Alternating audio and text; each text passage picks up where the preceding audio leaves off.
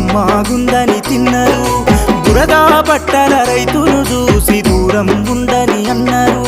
బురదా నుండి పువ్వను తీస్తే కమ్మాగుందని తిన్నరు బురదా బట్టల రైతును చూసి దూరం ఉందని అన్నారు చెమటా చుక్కల సత్తువతోని పుడమి పురుడు పోసుకున్నది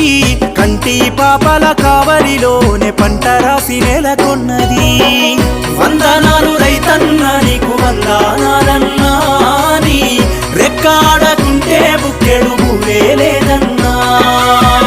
వందనాలు రైతన్న నీకు వందనాలన్నా నీ రెక్కాడ